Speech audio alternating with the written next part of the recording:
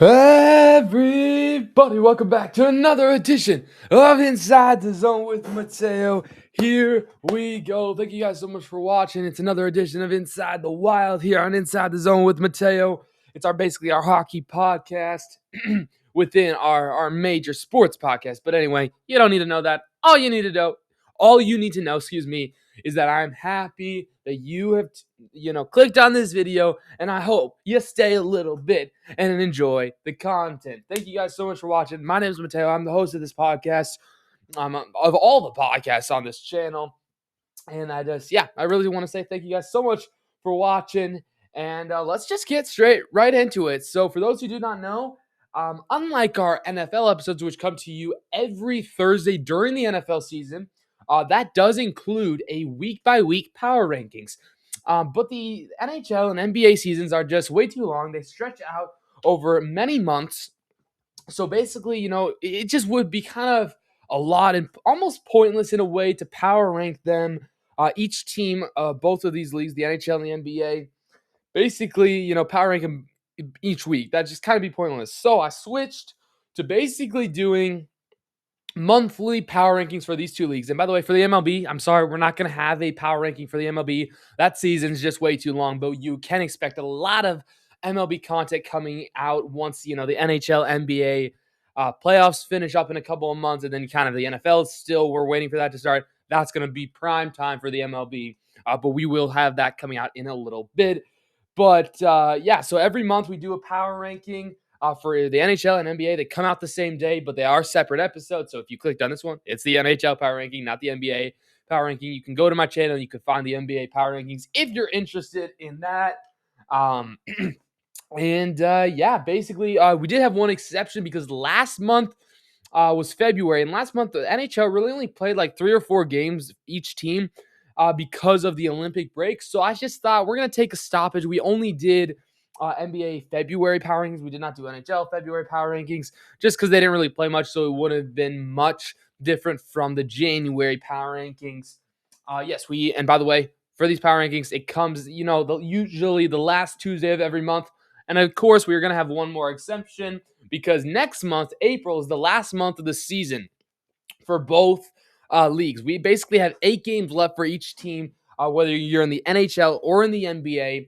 So in just about 2 weeks, we will have an end of the season power rankings to close out this series that has been super fun to make. So without further ado, let's take a look at my January NHL power rankings. Yeah, it's been since January since we've power ranked NHL teams.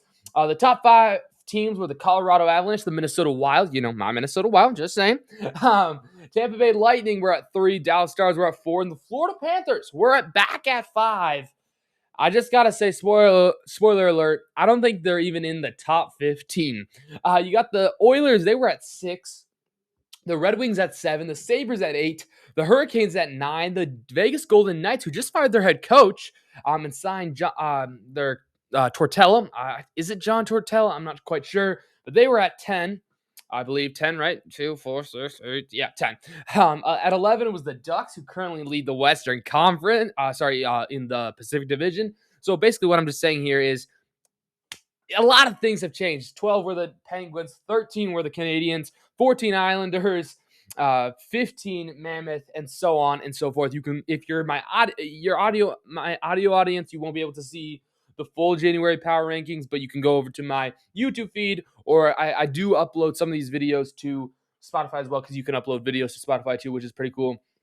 So you kind of can take a look at the screen, because I do have them out from last month. But now we focus our attention to the present. It is time for our NHL March power ranking. So without further ado, let me just kind of introduce you to this power ranking system yet again. And we have, for the NHL, we have 5 tiers. Basically, we do them as a tier list. I just feel like it's one of the best ways to do these power rankings. It's how I do my NFL ones and all these other power rankings. I just think, it works the best, so we're going to keep it that way across the podcasts. So the first tier, the top tier, is Cup favorites. The second tier is playoff contenders. Don't know why it doesn't totally... Wait, can I change it? Yes, I can. Let's go. That looks so weird. There we go. Much, much better. The middle tier is a first round exit team, or in other words, kind of pretenders who maybe will make the playoffs, but then are just going to get first rounded. Just a mid team is the fourth tier, and then the fifth and final tier is just awful. We're going to power rank all 32 NHL teams. And I like to kind of go conference by conference. So we're going to start in the Eastern Conference, make our way over to the Western Conference, and altogether then we will have one huge power ranking, which should be super fun. So let's go. I also take this time, by the way, to kind of give you a couple of of my thoughts on some of these teams. I try to do almost every team, but sometimes I just power rank a team and say it's kind of self-explanatory. But anyway, I gotta stop yapping. Let's get into the real gist of the power rankings. But before we do, let's take a look at the Eastern Conference playoff picture. We're going to go over here to ESPN. I just like ESPN. There's only one eliminated team. Only one eliminated team, which is definitely key because that means there's maybe not necessarily going to be a lot of just awful teams in this category. I do think a lot of the hockey teams in general, there's not as many just awful teams as we had thought there were in January. We had 2, 4, 6. We had 8 just awful teams last season, and I'm sorry, in 2 months ago in January. I mean, you could see the bottom of the crop, the mid teams and just off teams. There was a lot of them. There was less playoff contenders, less first round exits, less cup favorites, right? In a way, I think throughout the season we get to see more of these teams, and I think unlike normal seasons where I feel like normally when you play more games, you kind of see who's a real threat. As we've played more games in the NHL, we've seen that there are even more threats. So it's going to be interesting for sure. Let's start at the just awful kind of group of guys in the Eastern Conference here. So we're gonna look towards the bottom of the Eastern Conference standings. I do pull them up here, but you can, if you're listening to the audio audience, go ahead and pull up the standings. These standings are as of 4:00 Eastern, March 31st, 2026. So the only eliminated team are the New York Rangers. The Rangers currently sit at 30 and 35. 30, 35, and 9 with 69 points. They're the only team eliminated, which I do also want to note. The Florida Panthers are only 4 points ahead, which is 2 games of the kind of next worst spots. So we can expect possibly, just possibly, them to get eliminated within the next couple of weeks, which is crazy for a team that has won the last 2 Stanley Cup playoffs. But with this being said, I think the first team that has to go in the just awful category is going to have to be, unfortunately, the New York Rangers. The Rangers just really haven't, they never got off to a right start. It's been ups and downs. They didn't end up trading Vincent Trocheck, which was actually kind of surprising. But, it's just, they have Igor Shesterkin. They have some guys. They traded away Panarin. It's a weird time in New York. I mean, they're still making money. It's Madison Square Garden. But it's just definitely not a great season for the Rangers. And I do think, though, a high draft pick for this team is definitely going to be very valuable. I think, in a way, you kind of need a little bit of a reset. You've kind of had the same team the last couple years, and sometimes teams just need a little bit of a reset here. And I think this is exactly what the Rangers are going to do. They're just going to have to kind of forget about this season. There's only about 8 games or so left. They actually have 12 games somehow. How do they have? No, they don't have 12 games. They have 8. No, they do have 8 games. What am I doing? I don't know. But yeah, I mean, with 8 games left, you're just going to kind of chill. Maybe there's a way you get above 500. Maybe you don't want to get above 500 for a draft pick. There's a lot of things you could talk about there, but I don't think I'm going to focus too much on the New York Rangers just because, unfortunately, they are one of the worst teams in the NHL right now. They're going to be one of my bottom 3 teams. I think I do have no, never mind. They are my second worst team. There's one more team worse than them. That's over there though in the Western Conference, and I think I know who you get. I think most of you guys can guess who I'm going to put there. But let's leave it at there for now. When we look then back at the Eastern Conference, you have the Florida Panthers, and I think it would be, they're the next worst team, and I think it would be very disrespectful to put them in the just awful category, right?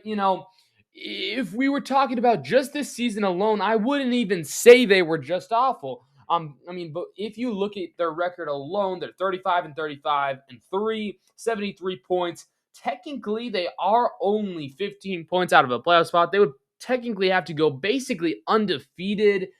And the teams ahead of them, you have the Devils, the Leafs, the Capitals, the Flyers, Senators, Blue Jackets, Senators. They're all capable of, messing up a lot. But the fact that there's so many more teams ahead of the Florida Panthers, it just makes it really hard. And I'm going to say the same thing for the Toronto Maple Leafs. I just think it's a little bit too late. They got Kachuk just a little too late. And then, Barkov is just, you're seeing how much he means to this team. He's not playing at all this season. He got injured, in the offseason. I think it was, in training camp. And he's just, he was ruled out for the entire 2026 season, which is just unfortunate. But when you take a look at these teams, Florida, the Maple Leafs, I'm even going to throw in the New Jersey Devils at this point. All teams under 80 points with about 8 games to go. And I just think there's too many teams playing really good hockey ahead of them. So for those reasons, however, this also remains true for all three of them. They don't deserve to be in the just awful category because they're not a just awful team. They're a very mid team who, is, the Eastern Conference, really even in the Western Conference. The NHL is really tight this year, and it's really fun to see. But, that means you guys as a team, each team has to be much better. They have to step it up a notch, right? And, a record like this for the Devils, for the Maple Leafs, for the Panthers, who, by the way, they have all struggled a lot with injuries. So a lot of it, they couldn't really control it. They just got key guys getting injured. Austin Matthews, Jack Hughes was injured for a long part of the first half of the season. Barkov, Kachuk for the other teams, Bobrovsky. It's just, they've not had the most injury luck this season. And so for these reasons, in order, I'm going to put the Devils, I'm going to put in order, I'm going to put this way. I don't know what I'm saying. We're going Panthers at a mid-team. They are a team that has won 2 straight Stanley Cups. And I know this is going to look bad. From January's power rankings, I had them a top 5 team in the NHL. They were playing well without Barkov. They were playing well without Kachuk. And then they just kind of started collapsing after the Olympic break. Kind of similar to the Minnesota Wild. We'll talk about them in a little bit. But for those reasons, I can't put them in just awful. Same thing for the Maple Leafs. Same thing for the Devils. But they aren't a first-round exit. And they're going to definitely be towards the end of the just mid-team tiers just because of where they are in the standings. But if I'm power ranking these teams alone, if I'm saying, okay, going into next season, the Panthers are in a playoff contender, the Devils are probably in a playoff contender, and the Toronto Maple Leafs are just probably a first-round exit just because of their history. But, factoring this season, because that is exactly what we're doing, that's where I'm going to have to put them. But let me know your guys' thoughts on these 3 teams, because I think those 3 teams have a lot of similarities people aren't talking about. Their injury luck has been awful. Key star players have been injured for a long part of their season, and it's just really knocked them in the butt. So, kicked them in the butt, whatever you want to say. That's where I'm going to rank these teams at the bottom of the Eastern Conference. And we now take a look. Now we're getting closer to the wild card hunt. The Washington Capitals, led by Alexander Ovechkin, 83 points with 37 wins. 37 wins, and they're still not even in a wild card spot. 37 wins, 28 losses. I do want to note that the New Jersey Devils are 38-33, notable record there. But the Capitals have 83 points, and they are currently only 5 points out. 5 points out of the last wildcard spot, which is currently being held by the Columbus Blue Jackets. But then in between them and the Blue Jackets are the Senators, Wings, and Flyers in order. But the Senators, the Wings, the Flyers, all tied at 86 points. So technically speaking, if the Capitals win even one game tonight and 1 or 2 of those teams lose, they jump even a step closer. So they're so close, which means for all these teams, the Capitals, the Flyers, the Red Wings, the Senators, those 4 teams right there, um, yes, they're a mid team. Yes, they are.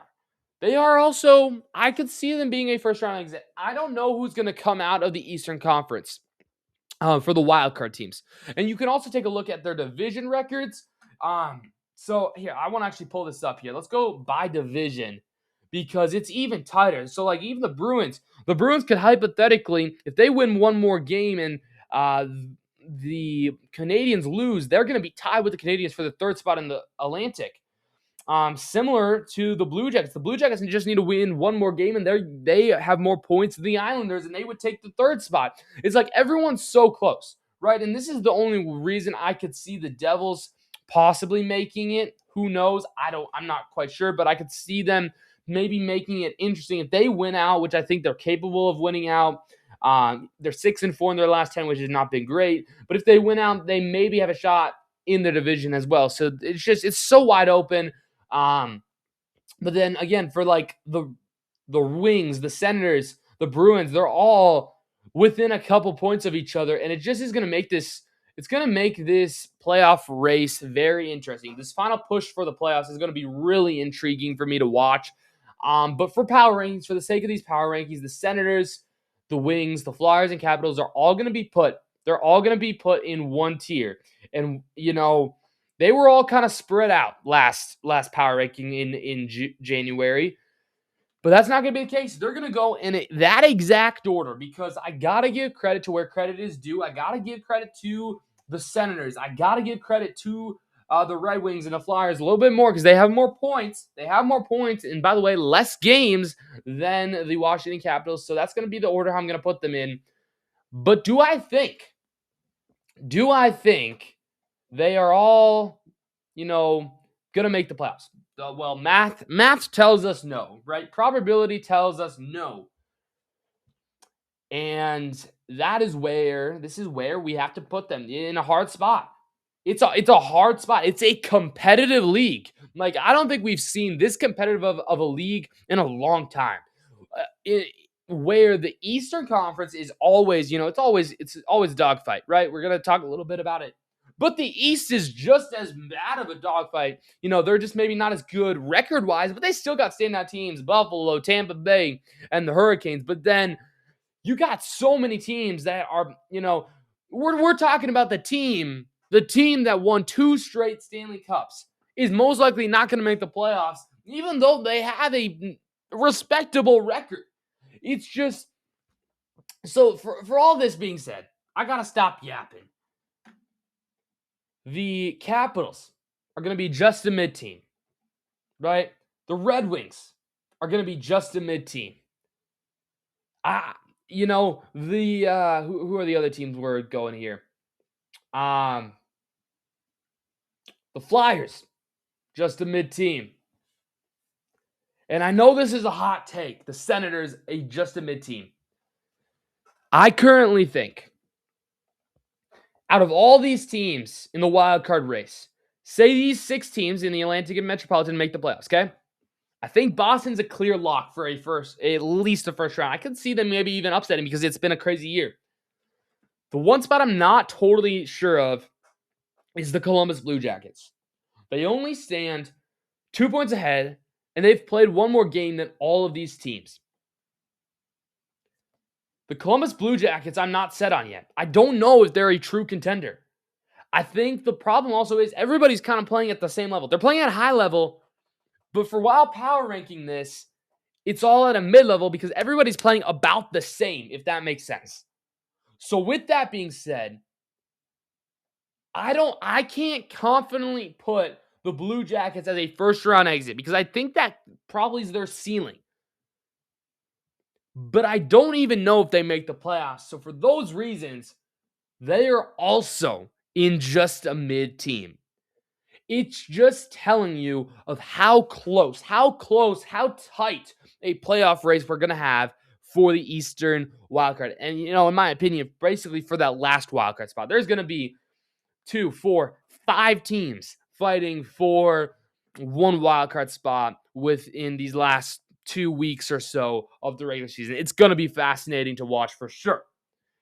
But now we got to start, separating some of these teams which means so here, one more thing. There's the updated power ranking right now. We got Boston. Then you got the Islanders, the Penguins, the Hurricanes, Canadiens, Sabres, and the Lightning. Those are your 7 teams we have not ranked out of the Eastern Conference. Now I'm going to be a little respectable here, and I'm going to separate some of these teams. When I look at Boston, I am really impressed with Boston. I think Boston is going to be a threat in the postseason because they play playoff hockey. They have the scoring. They have the defense. They have, as long as Swayman stays on, they have a decent goalie.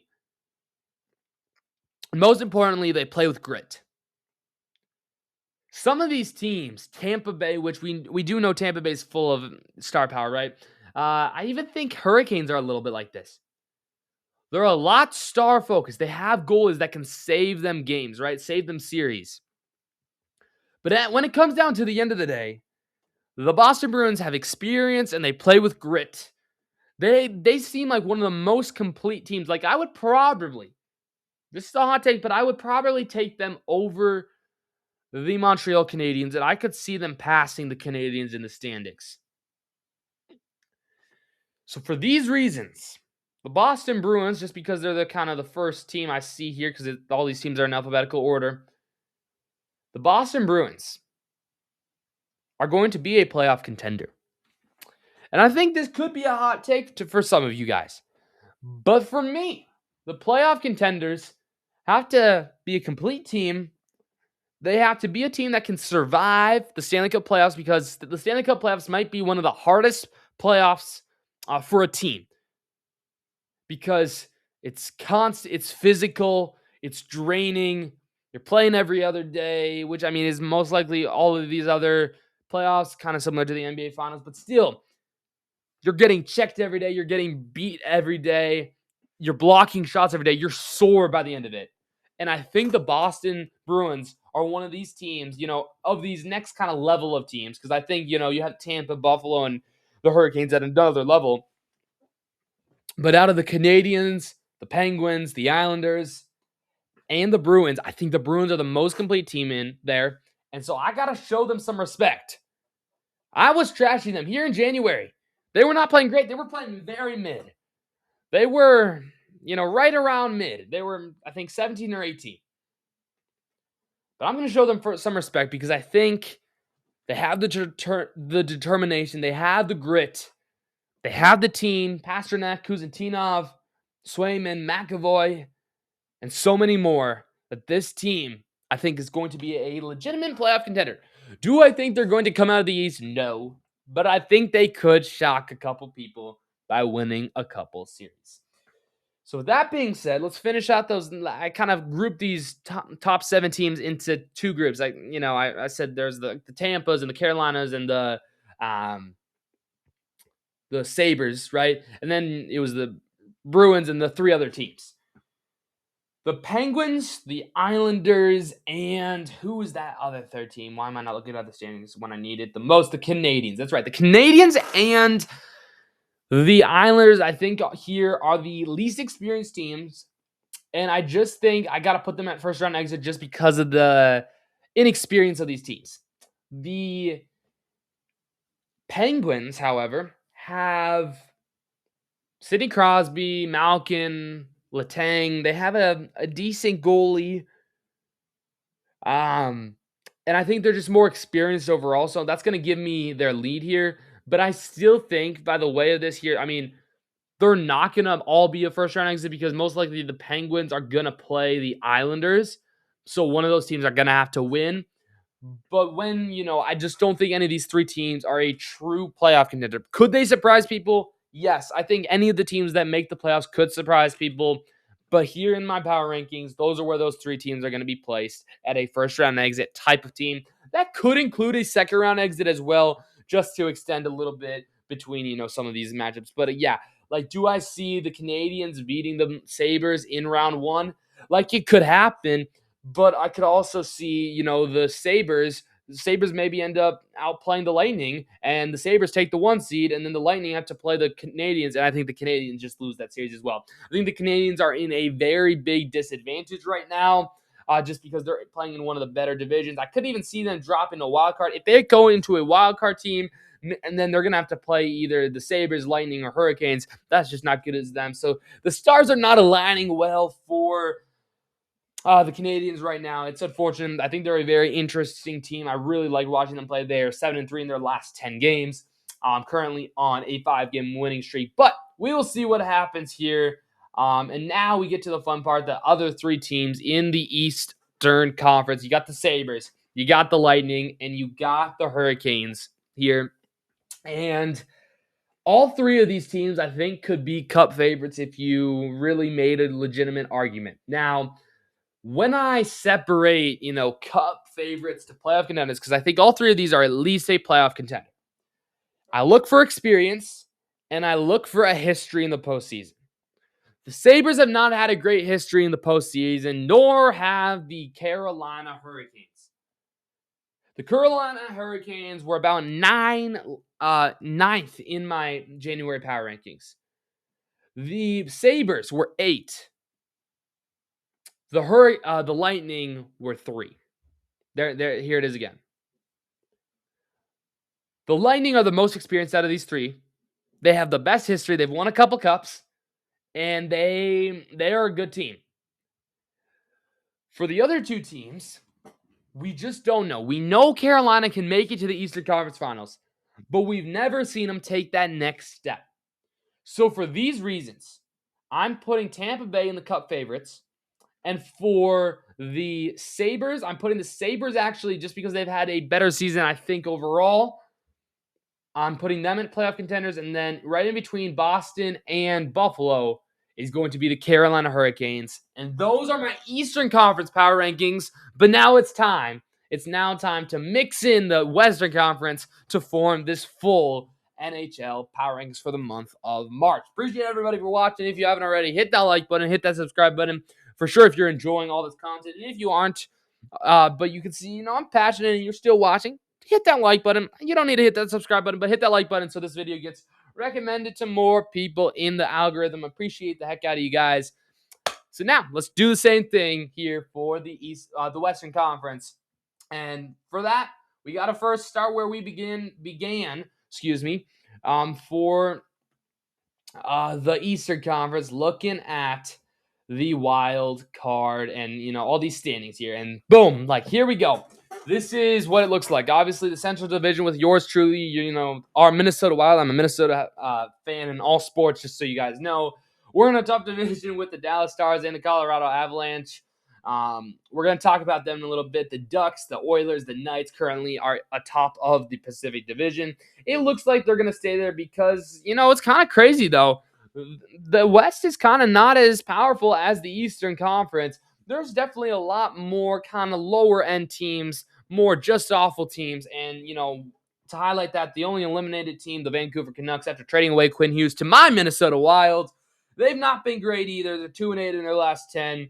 They're currently standing at 21, 44, and 8, 50 points. That is a league low, so that is definitely an easy worst team in the NHL. But other than that, I'm going to put everybody else above the Rangers. So sorry, Rangers, you're going to lock in, I believe, at 31 on the power rankings. Some other teams as we look at the standings that just don't have a legitimate shot, I don't think, at, making the playoffs. Currently, the Blackhawks are 10 points back. The Flames are then 7 points back. The Blues come out of the middle of nowhere with 4 points back. This is tight as well. But for me here, I think the Blackhawks aren't going to do it ultimately. I think they've not been playing great. The Flames and Blues have come to life here. But I think just for the season that we've had, I think what we're going to do here is we're going to put the Blackhawks at one of the just awful teams right now. They need a couple more pieces for Connor Bedard. And then, yes, this could make me look stupid if the Flames somehow, some way make the playoffs, but I think there's too many teams ahead of them. And they've just not had a great season.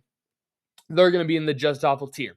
Now, I think I got to do the same thing for the Blues, even though Blues fans, a lot of this has to do because us Wild fans, we hate you guys. You've had such a rough season. You finally made your way. I got to give you props. You finally made your way back to 500. You're 4 points back of the Nashville Predators for the last wild card. At this moment in time, I think the Utah Mammoth are safe with the first wild card. But other than that, this last wild card spot, who is ultimately going to have to play Colorado or Dallas, is wide open. It is wide open. And, could it be the Predators who currently hold it? Yes. But it could also be the Kings, who are 1 point back of them. It could be the Kraken, who are 2 points back of them. The Sharks are 2 points back of them, who, they've kind of fallen off a little bit. The Jets are 3 points, and then you got the Blues 4 points behind them. So the Blues, you're at the end of that list. So that's the only reason you're just awful, just because I got to fill the just awful teams. I want to hurt you guys just a little bit. I'm sorry. I don't like you guys, Blues. Wild Blues, there's always big rivalries over there. But, I mean, if you want it, I just don't think you're at the level of a Devils, a Panthers team. That's also has to do with it, with how good the Eastern is, and just, that we rank the Eastern Conference first. I got to kind of rate it based off of that. But you're still good. I want to respect you. I definitely think you can make a fight for the playoffs for sure. But so congratulations on this run here. But now we get to the kind of the mid teams, and they're definitely going to be a little worse than these Eastern Conference teams. But teams like the Jets, I don't think they're going to ultimately make the playoffs this season. The Jets, I think, are one of the worst teams. I think I'll put them kind of like right there, in between Florida and the Devils, just because they have Connor Hellebuck. He's a good goalie. I think actually here let's put him above Florida just because they're closer to a playoff spot than Florida is. And Connor Hellebuck. The Winnipeg Jets are always a feisty team in the playoffs because they're built for the playoffs, but they also haven't had great playoff success. But that's where I'm gonna kind of put them. Still, I think 1, 2, 3, 4, 5, 6, 7, 8, 9. Still a bottom 10 team in my power rankings, but in the gist, it's kind of where they belong. Then you got, though, the Sharks, the Kraken, the Kings, and the Predators, who are all fighting for that last wildcard team. Yes, could the Mammoth fall? I just don't think they're going to. I think they're going to stay right there. So for this, I think the Kraken are a worse team than the Sharks. So for the Kraken here, the Kraken are going to go below some of these teams. I think the Kraken are just kind of lucky that the Pacific Division has been definitely weaker. I think I'm going to put the Sharks behind some of these teams, just kind of right there. So maybe the Jets will, end up at 19 or something, which is still pretty good for given their season has been it's been full of ups and downs. And then you got the Kings, who always seem to be floating around a playoff spot. They lost Kevin Fiala at the Olympics for the season. It's not been great, but they got a Tommy Panarin. They have good goaltending. They're kind of, 1 point away from the what am I saying? The Predators, who I'm literally hovering over their logo and I can't think of their name. Golly. I think I got to put the Kings towards up here, kind of somewhere around there. As you can see, just the mid team, there's a lot of mid teams because everybody's kind of playing at the same level. That's just kind of how I'm classifying them for this month's power ranking, just because if everybody's playing around the same, everyone's playing pretty mid because everybody's playing about their same level. So that's just kind of how I'm classifying it today. I'm going to put them kind of there. But then other than that, I got to put the Predators kind of around that same category as well. And then for the Mammoth, I don't think, okay, here. The Mammoth are going to be wild card 1 most likely, which means they're going to have to play Anaheim, possibly Edmonton, possibly the Vegas Golden Knights. I could low-key see them surprising people, but I still think they're just a little too young. So I'm going to have them be a first-round exit, but I think I'm going to put them kind of right in the middle of the first-round exit teams. I think they're a very talented, young and talented team that I think we can expect great things from. So that's just where I'm going to put them. And now we got the 6 final teams in the Western Conference. Let's start with the Pacific Division because we know that's the weaker division. Speaking of the Golden Knights, who just fired their coach and hired Tortella, I think that's going to provide them a spark. I think they're always a good team in the playoffs. Do I think they're a playoff contender, though? Unfortunately, I don't think so, Vegas fans. I think you're a first-round exit, maybe a second-round exit, but not a playoff contender by all means. I think you're definitely a pretender in this year's playoffs, even though you just went and got out Mitch Marner last offseason. The Oilers, I feel like you got to have them be a playoff contender just because they have the best player in the world. I'm going to kind of put them in the middle, a little ahead of Boston, a little behind Carolina. That's kind of where I'm seeing them right now. And then you got the Ducks. I mean, the Ducks were just out of a top 10 team last in January. So this one hasn't, it's aged pretty decently. Don't think they're a first round exit, but I think they're the worst of the playoff contenders. I think they're just too young. They don't have many veterans. They did bring John Carlson in, but other than that, I just think maybe they win a series. Maybe they do something surprising because they will have to play definitely the weaker teams in the Western Conference on their way to the Western Conference Final. But other than that, I don't think they're a first round exit. I think they'd win probably their first round game matchup. But then other than that, I mean, I could definitely put them as a first-round exit, but I'm not going to do that. I'm going to put them at a playoff contending team, which then leads us with the final three teams, all in my division. All were in the top four last month, or 2 months ago, because we didn't do it in February, but in January, end of January. Yeah, you got the Avalanche, you got the Wild, and you got the Stars. And unfortunately, looking at the stats, looking at the record, that's kind of how I'm going to rank these teams because I think it makes sense to rank them this way. I think the Wild are definitely the worst team out of them just because they're kind of full. There's a lot of mystery surrounding my Minnesota Wild here. Kaprizov's been great. Hughes has been great. Faber's been great. Boldy's been great for the most part. He has kind of slowed down a little bit. Gustafson and Wallstedt have been iffy as of late, but we're built for the playoffs with all this depth. We have about 17 guys on our team that could start a playoff game because we're so deep, which is really good. But when we're talking about Tampa, when we're talking about Dallas, when we're talking about Colorado, where do Minnesota fit between these teams? I think they're better. They're better than Tampa Bay. Okay, I think if we were to beat Tampa Bay, I think if we were to play Tampa Bay in the Stanley Cup Finals, I think we'd beat them.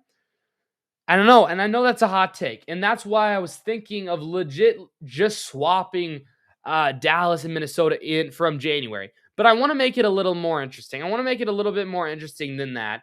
So what we're going to do, we're going to keep Colorado 1. I think they're the clear favorite. And then we're going to do Minnesota at 2. Minnesota at 3, Dallas at 2, and Tampa Bay down to 4. And something to just say here, something to note, I got the Sabres at 6, which is absolutely insane. So those are going to be my NHL March power rankings. I'm going to go through them one more time here in order. So let's do that, and then I'll probably end this episode. So appreciate everybody for watching. Here we go. At number 1, I got the Colorado Avalanche. At number 2, you got the Dallas Stars. At number 3, you got the Minnesota Wild. At number 4, you got the Tampa Bay Lightning. Number 5, the Sabres are 5, not 6. The Sabres are at 5. At 6, you got the Hurricanes. 7 are the Oilers. 8 are the Bruins. 9 are the Ducks. And 10 are the Vegas Golden Knights. I think that's a very solid top 10. Then following them at 11 are the Penguins. Then the Mammoth at 12. 13 are the Islanders, 14 are the Canadians, and 15 are the Blue Jackets. And here's the mess of basically all Eastern Conference teams here. At 16, you got the Senators, 17, the Red Wings, 18, the Flyers, 19 Predators, 20 Kings, 21 Capitals, 22 Jets, 23 Panthers, 24 Sharks, 25 Devils, 26 Leafs, 27 Kraken, 28 Blues, 29 are going to be the Calgary Flames. Number 30 are going to be the Chicago Blackhawks. 31 are the Rangers. And 32 are the Vancouver Canucks. Those, my friends, those are my March 2026 NHL Power Rankings. Thank you guys so much for watching here on, on Inside the Wild here on Inside the Zone with Mateo. Thank you guys so much. I love you guys. Appreciate everybody for watching. If you made it all the way at the end of this video, if you watched the full thing, comment, Let's comment. Let's say Avs are one if you made it to the end of this video. Thank you guys so much for watching. Go ahead and check out the NBA Power Rankings if you haven't already. Thank you guys so much for watching. We got more content coming out through the NHL, possibly with some surprise guests coming out in the next couple of weeks or so as we prepare you guys for the NHL playoffs as well as the NBA playoffs. Thank you guys so much for watching. Daily videos coming out, whether it's a short or a long form. I try to get them out to you almost every single day. Thank you guys so much for watching. Don't forget to keep God first because He's the most important thing in your lives. And I'll see you guys all in the next one. Have a great day. Peace.